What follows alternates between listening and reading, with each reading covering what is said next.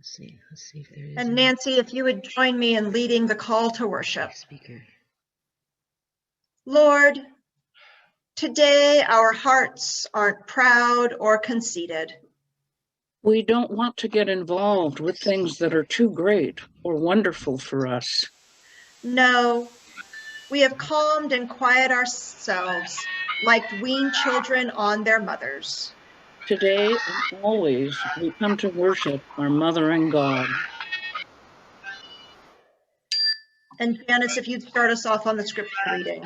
Katie, could you have people mute themselves? Yeah, I'm going through trying to figure out who is unmuted, and I'm having trouble with that. I think it's the kiddies are having trouble getting muted. There they go. Yeah, there they are. Matthew 6:25-34. Therefore I say to you, don't worry about your life, what you'll eat or what you'll drink, or about your body, what you'll wear. Isn't life more than food and the body more than clothing? Look at the birds in the sky. They don't sow seed or harvest grain or gather crops into barns, yet your heavenly Father feeds them. Aren't you worth more than they are? Who among you by worrying can add a single moment to your life? And why do you worry about clothes? Notice how the lilies of the field grow. They don't wear themselves out with work, and they don't spin cloth. But I say to you that even Solomon in all of his splendor wasn't dressed like one of these.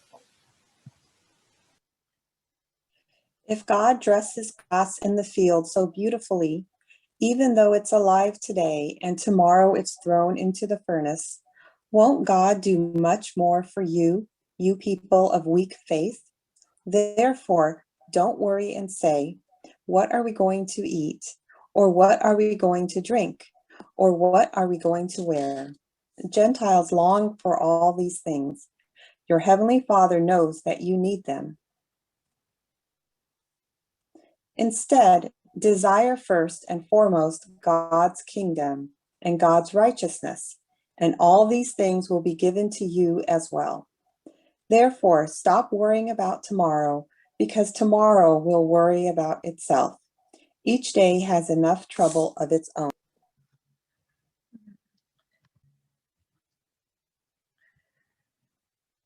Thank you, friends. Oh, for me, that's a challenging scripture because I am somebody who likes to have a plan. I like to be in control. I like to know what's going to happen next. And I don't know about you, but this year especially has been one of making a plan and then realizing that it wasn't going to happen. Not knowing what is coming next.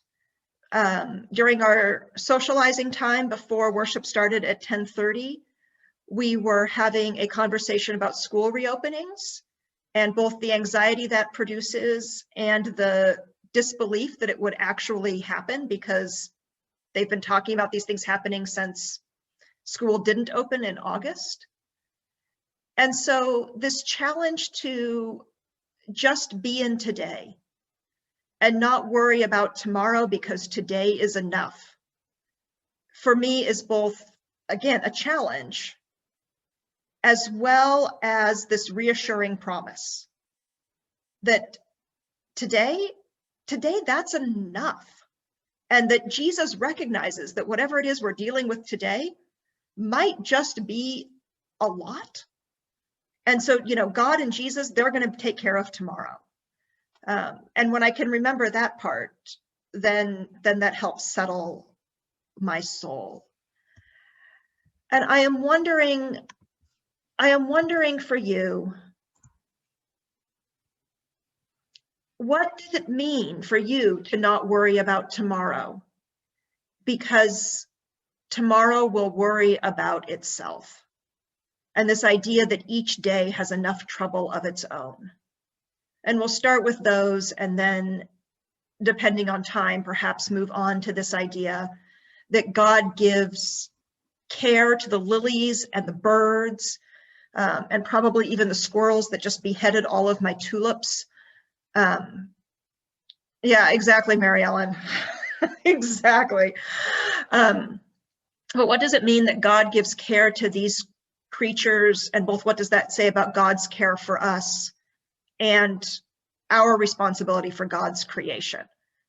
There's a lot going on, but let's start with this idea of what does it mean to not worry about tomorrow, because tomorrow has enough worry for itself, and that each day has enough trouble of its own.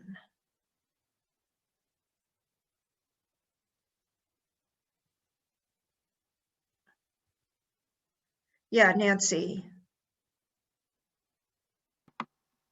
Well, I don't think it means don't plan for tomorrow, but I'm one who will plan and still worry. And it does me no good, because sometimes the plans rely on an event to happen or someone, and if I'm just stewing about whether or not that's going to work, I won't know until I get there. And so to just sort of rest in the fact that I can be present today, and when tomorrow comes, I will have what I need to handle it. Oh, sorry. Why can't they hear us? I don't know why. Okay. Can you guys hear me? Yes? No? Yes. Okay. Yep. All right. Just that idea that I don't have to worry more. I can plan, and I don't have to stress about it so much, because I am starting to learn that when I get to the point where I need the strength or I need the answer, it will be there, and I tend to worry that it won't. Thank you, Nancy. Yeah, Elaine. Well, I think you can think about this question by who's receiving and who's giving the answer. And who's giving the answer will depend on their own point of view and their age, whether you're 6, 16, 26, 45, 66, 74, and or almost 74. And I think that each person's point of view is different.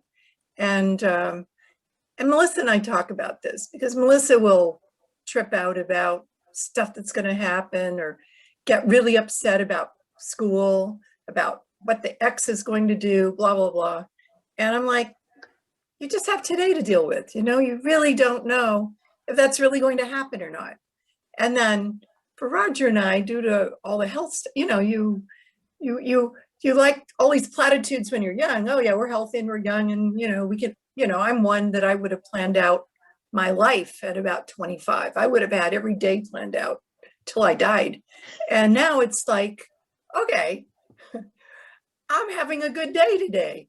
I'm going to enjoy my day today, because I don't know if I'm going to have a good day tomorrow, or Roger had a really bad day Friday, and I could hardly function after that day, but today's having a really good day. So it's just, you can't ride your emotions on those things. Basically, you kind of have to say, today's a good day, tomorrow might be a bad day. Let's just go with today. And you can, as everybody said, you can still plan, but you can't freak out about what you can't anticipate. I mean, who knew that we would get slammed with all this stuff this year, and you just, it's why my mother said, I'm sorry, I'm rambling on, but my mother said when I was 50, you need to travel so that you do all of this before you're old. And I'm like, okay. So I believed her, but I kept thinking things would be great forever and ever, and there may not be. So appreciating every day for what it is it's the way to go. So that's it. Thank you, Elaine. Yeah, Janice.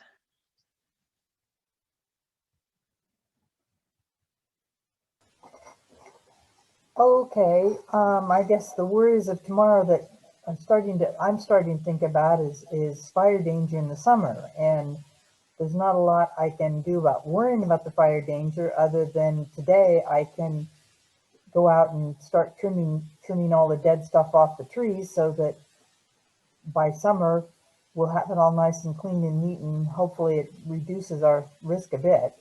I can't get rid of the risk, but I can reduce it.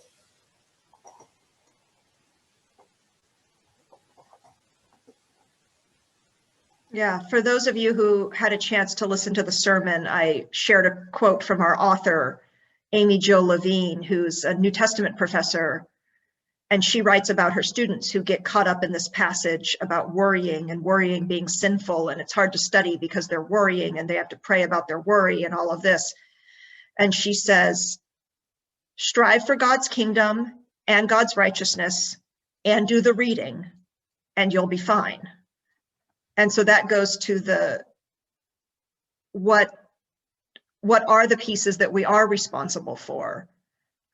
What preparations can we put in place that set us up to not have to worry? Which is also, you know, living in earthquake country, right? This is another place where we think about these things. If we spend all of our time worrying about the earthquake that's coming, well, that's a problem. But if, you know, we have our earthquake kits, or at least half of our earthquake kits or something like that, then I'd fall in the category of somebody who was like a quarter of an earthquake kit. So true confessions there. In the event of the earthquake, Janice, I'm coming to your house because I know you have an earthquake kit.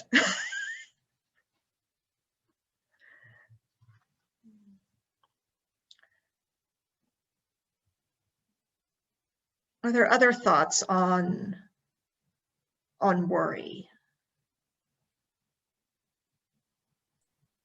I just remember growing up, and there was a worrier in our family. And I remember not even really knowing the Bible, but having heard this verse parroted back about, you know, not being able to add a day to your life for worrying.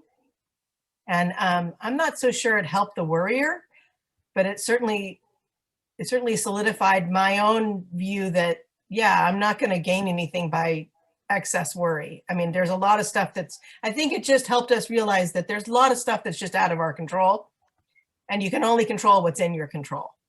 And I think learning that lesson early in life was really beneficial. And I'm sorry for the worry in our family that it to this day, there are just some people who like to worry, you know, and that's just their MO. And the rest of the family has to deal with that. But I mean, there are a lot of times I'm like, well, that's tomorrow. We're really living in today now. So I'm not sure how you want to, you know, what do you want us to do about that, you know? And it's certainly not going to extend our life. I think that it's more about having faith and trust and really saying, well, what can I control? I can't hear. I'll stop. Yeah.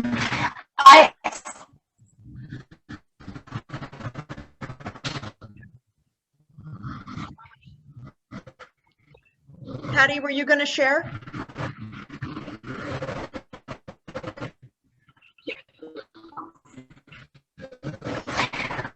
Well, I've always been the queen worry and an extreme perfectionist, and I can tell you the warrior does not want to worry. Yeah. Oh,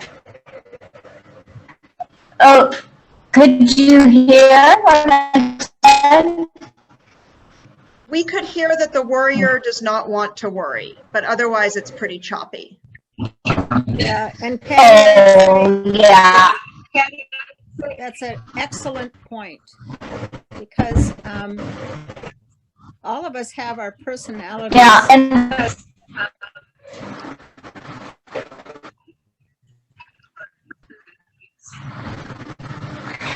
I'm the queen of worry since I was 6 years old, and I haven't wanted to worry, but it's I can take on a lot of worry, and it's not fun, and I wish I could just not.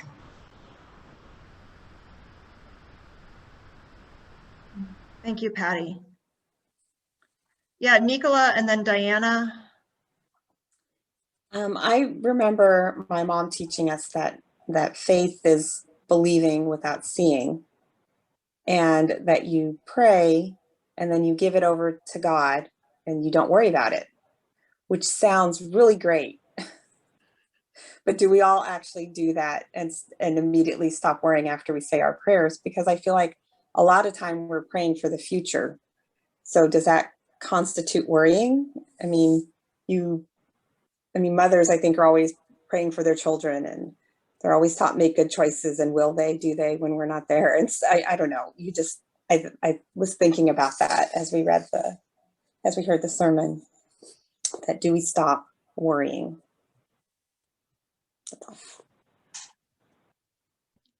Diana.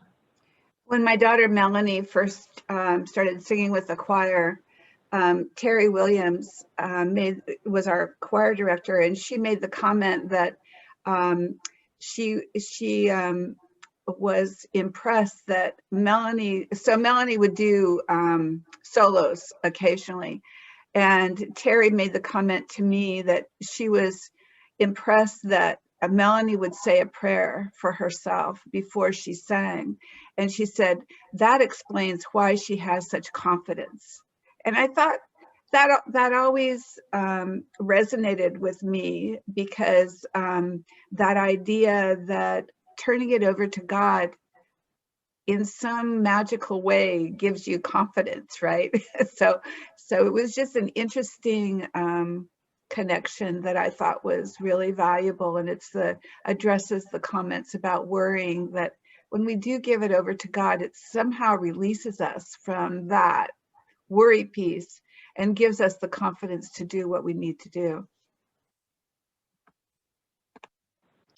Thank you. Yeah, Cindy. And then Anne, I can't tell if your hand is up. Okay, so Cindy and then Anne. So I had a manager at Oracle, and she had a picture on her wall that was just a red dot. And so when people would come in with the typical, they're changing the code, the deadlines are blah, blah, blah, just freaking out, she would say, okay, if you do this, and point at the poster and go, what can you control? That's your red dot. So it's kind of the opposite of giving it over to God. It's like, focus on what you really are responsible for, and and that was always helpful. And so I like to pass that on whenever I get a chance. The big red dot is what you can control. Yeah, Anne. Well, I mean, I think if it was as easy as it sounds like we're saying it is, then a lot of people would not have heart disease and ulcers and other chronic illnesses that worry profoundly impacts. I would imagine that the nurses on this call know only too well that. So I think it's, I think maybe for me, it's trying to be gentle about the fact that people worry, and try to figure out how to understand, I think, what Patty was saying, that people don't want, I mean, I have been worried over the last few weeks about something that I have come to the conclusion I can do no more about. But it still causes me a great deal of grief. So the worry may be gone, but it's been replaced by grief.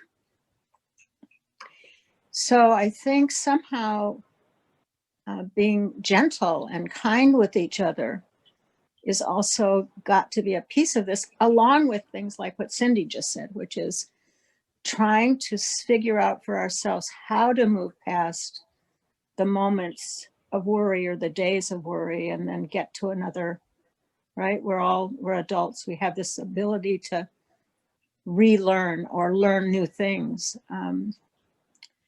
But I don't think this is so easy when something is, really, really big. I mean, I think about the people who are homeless, or the people who know they're going to lose their job or have lost their job. Those are like huge things that have enormous consequences, and not just for them, but for their families. I don't know, it seems bigger.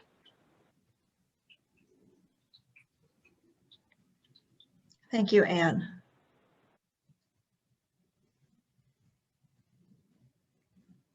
Are there other thoughts on worry?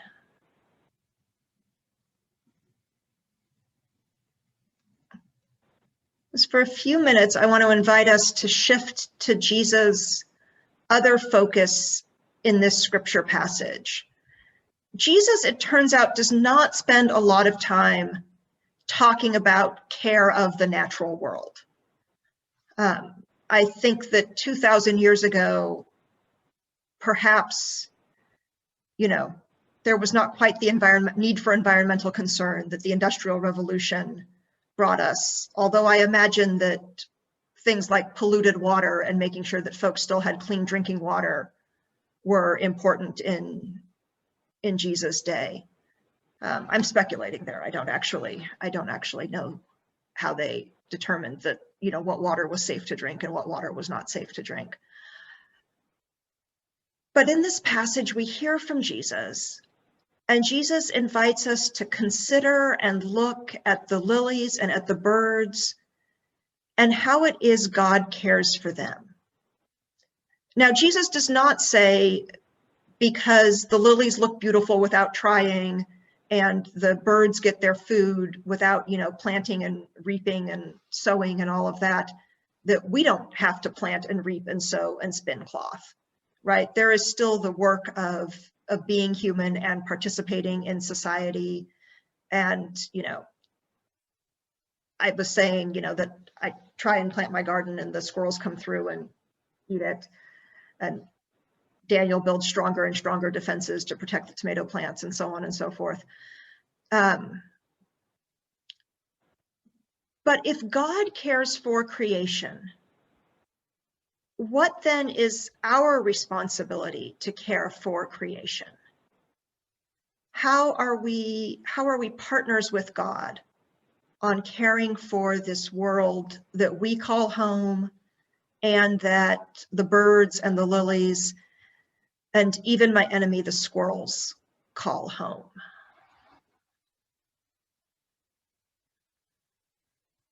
Yeah, Diana. Well, I apologize for this not helping this discussion, but you're talking about squirrels has really pushed. So my Lucky adores squirrels. And the squirrels are the bane of my existence in my yard. When I plant new plantings, they just dig it up, and I find brand new ferns on the ground, that I meticulously created on a hanging anyway, and it just makes me crazy. And she says that they're chipmunks in disguise, because she refuses to believe that, a squirrel would do anything terrible. And so she created this was before, when we were able to be together, she created this nesting, this whole area over by my big elm tree for nesting material for the squirrels, to let them know that they were welcome over at the elm tree and that they would leave my other things alone. Well, thanks, that's great, but that, wasn't that helpful. So now to you, Katie, I'm letting you know that I have this enormous bottle of cayenne pepper, and I go around and I sprinkle things that I care about almost every day with cayenne pepper. And it seems to be helping. But apparently the squirrels don't like cayenne pepper. Mm-hmm.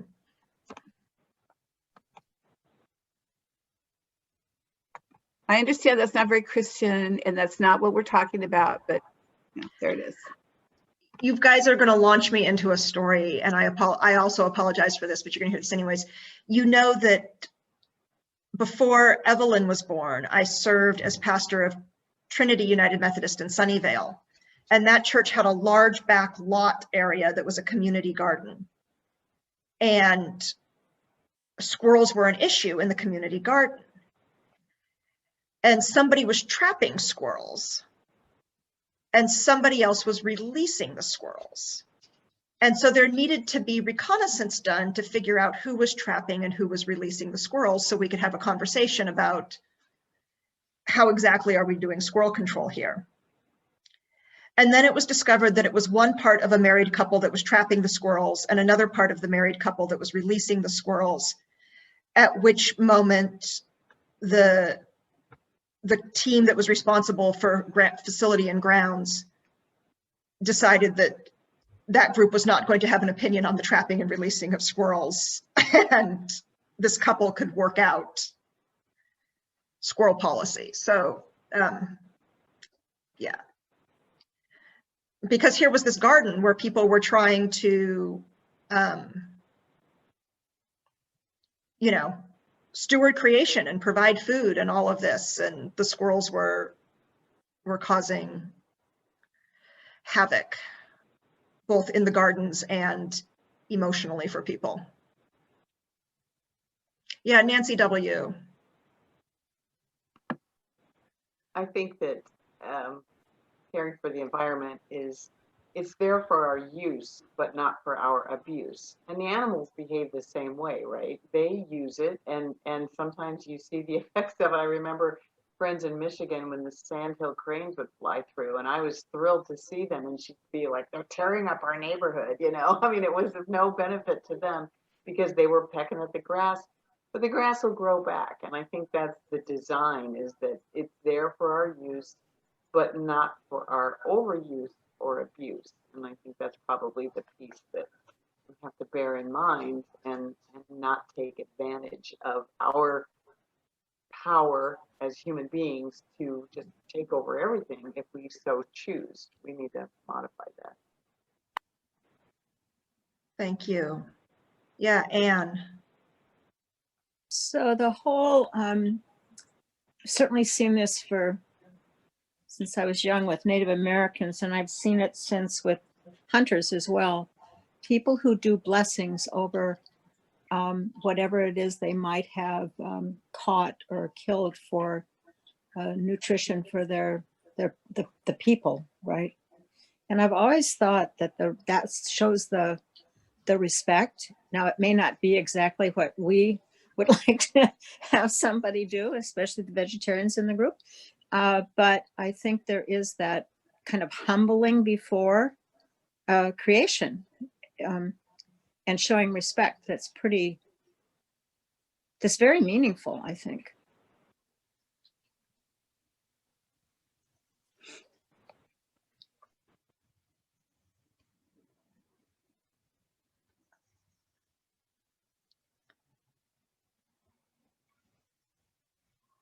Other thoughts on creation care?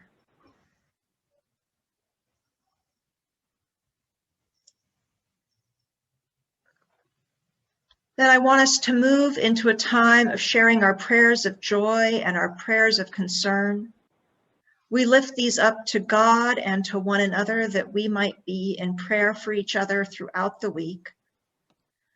I want to start by sharing with you that I received an email last night from Mary Marcini asking for prayers for the Borzoni and Marcini families following the death of Ray Borzoni. And so for Mary's extended family, we say, Lord, in your mercy, Hear our prayers. Yeah, Nancy. I'm happy to report that Evelyn Burke had successful surgery on her hip and has been released, and she's home and very glad to be there. She'll start therapy tomorrow. Lord, in your mercy, Hear our prayers.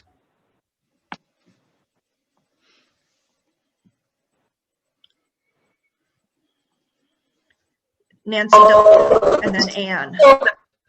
Oh, We'll go Nancy, Anne, and then Patty.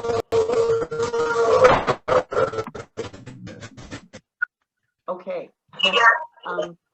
A prayer of joy that our daughter-in-law Amanda had some surgery to remove a cyst on Thursday, and that went well, and everything looks good. Everything looks benign. So she's home and recovering. And then you've been following our neighbor Billy, and Billy and Megan and Ned are back in California, having been out east in Boston for some very serious care and specific kind of care for his cancer. And they're home now because they're saying goodbye to everybody. Billy is not going to survive the year, but so there are a lot of activities activity going on next door as people are dropping by, and they've got a tent set up outside for people to greet and speak with him and talk with him. So really tough situation. Ned is a year and a half old. And so keep Billy, Megan, and Ned in your prayers and their family. It's going to be, talk about not worrying about tomorrow. They're just concerned about today, and they're going to live it to their fullest. Lord, in your mercy. Hear our prayers. Anne, and then Patty, and then Helen. So I asked for prayers for a close friend whose son-in-law has low platelets, and they have yet to get to the bottom of it, but low platelets aren't a good thing. I have a joy that the twins, Justin's twins, are turning 7, and on St. Pat's Day, and I'm gonna get to go see them, which I am thrilled about. And I'd say it was a joy the other day to go to EC's service up on I think of it as the mountaintop, and watch the women as they wrapped the casket. And it was one of the most meaningful services I think I've been to. And then to hear the voices sing, because of course, most of us haven't heard any live singing for a year. But with masks and all, those voices really projected off the top, and it was really so very thankful to have been able to be there. Lord, in your mercy. Hear our prayers.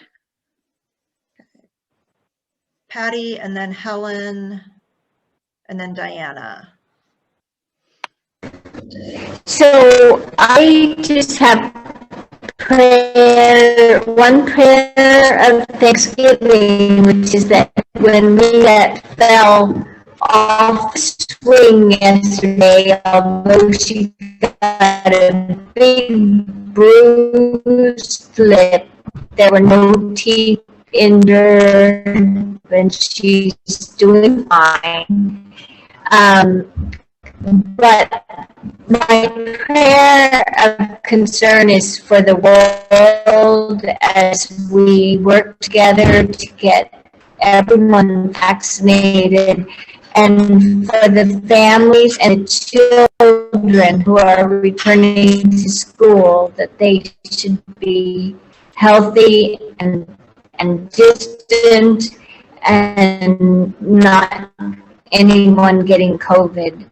And that's my prayer of concern.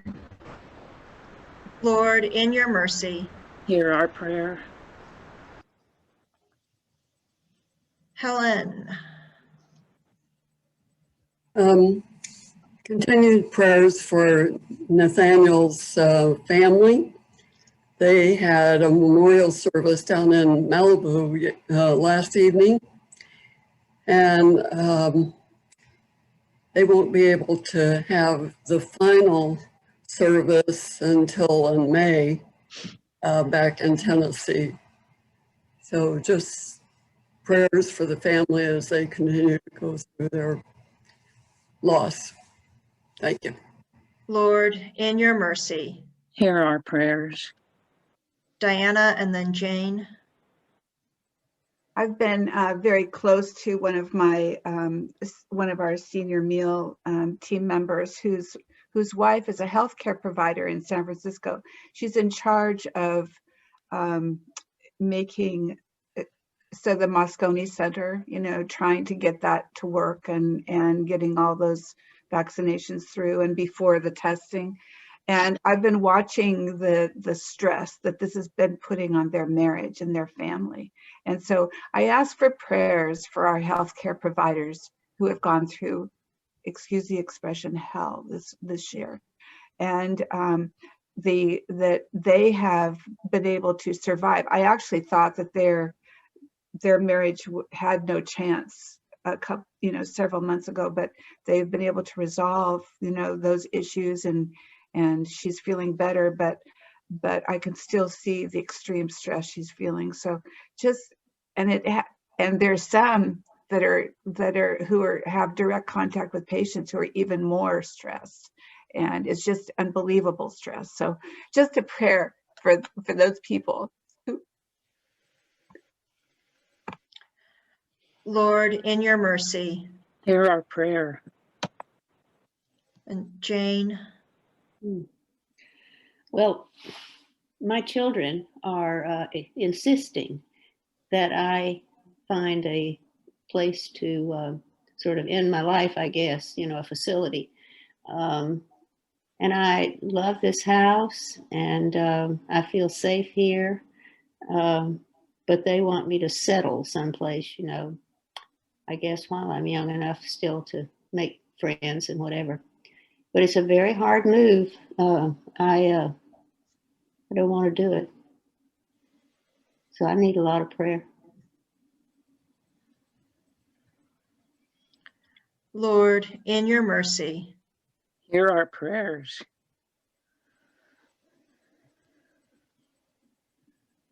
Yeah, Cindy. So I have a joy and concern. I hope you don't mind, Mom and Dad, but they're getting their second shot tomorrow. Hey. So let's hope it goes all smoothly. Thank you. Lord, in your mercy. Hear our prayers.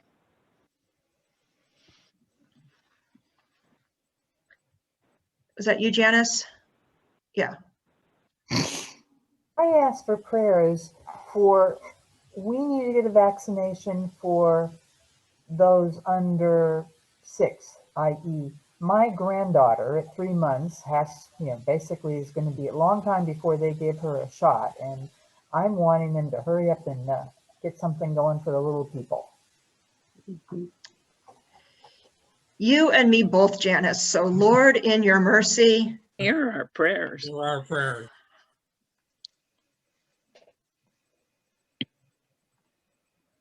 Yeah, Nancy W. I'm going to add one more. We have a young man in our boys chorus group. He's a teenager. He's in high school. His family lost his older brother about 2 years ago to suicide. And I know they've struggled to work through that. And it has affected him likewise, emotionally and mentally. Now it turns out he has mononucleosis and just is really quite ill. And I don't know if that is in combination to any other virus or not, and his first name is Nick. So if you would keep Nick and his family in prayer, I know they're struggling a lot, not only with their emotional health, but also now his physical health, just trying to get better. And online school and disconnection from everybody has not been helpful. So keep Nick in your prayers, please. Lord, in your mercy. Hear our prayers. Yeah, Mary Ellen. One of my piano students was just recently diagnosed with diabetes type 1. And so prayers for her and her family as they learn how to deal with that. And then I just have a whole list of small joys. Birthdays in my family. Mark's birthday was on Thursday, and Scott's birthday will be in a couple of weeks, 28 and 32. And then here's another small joy. This is my last square of, I don't know, like 50. And then I get to sew it all together.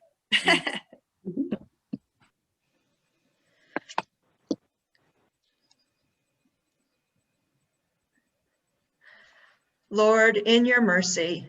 Hear our prayers.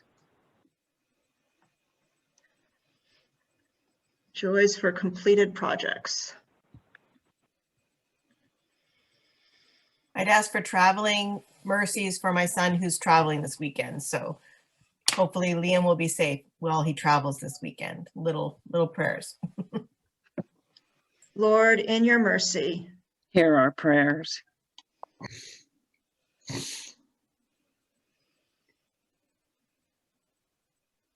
Anyone else this morning?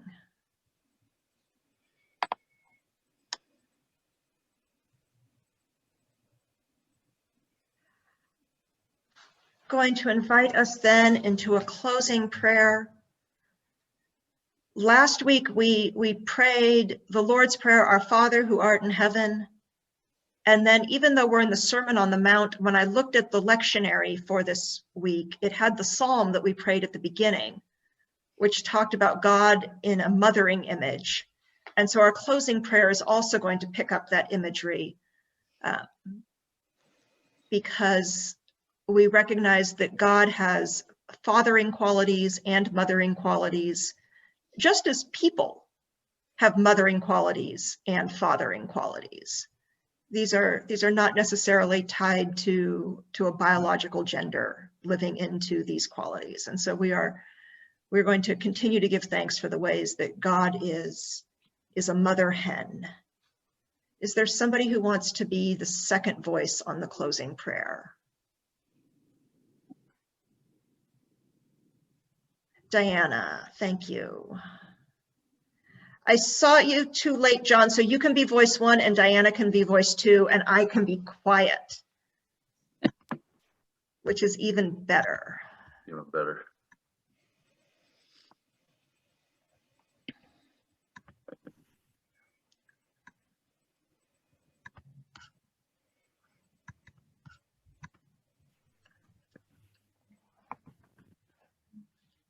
John and Diana, if you would lead us. Yeah. John's voice one, right? Yeah. Yes, please. God of tender care, like a mother, you never forget your children. You comfort and quiet those who are restless and fearful. In all our anxiety, give us the spirit of trust. In all our worry, give us faithful hearts. Build in us confidence and calm, that we may seek the kingdom of Christ. A kingdom where your holy will of peace and justice has been made known. Amen. Amen. Amen. And now I invite us into a time of song.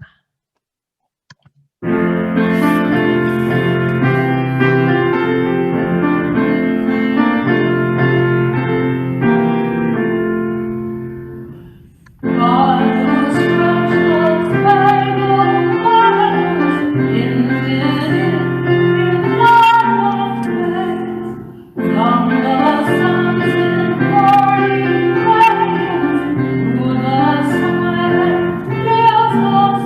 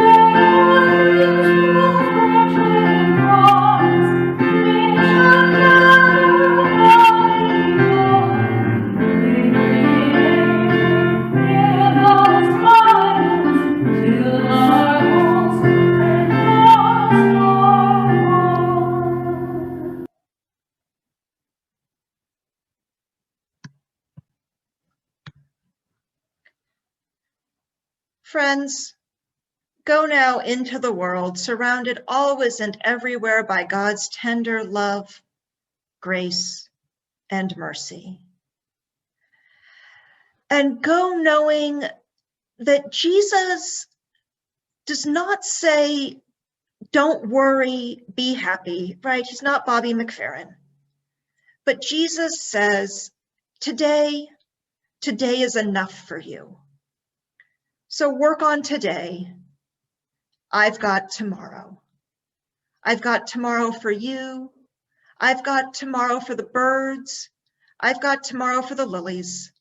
I even have tomorrow for the squirrels. Alleluia. Amen.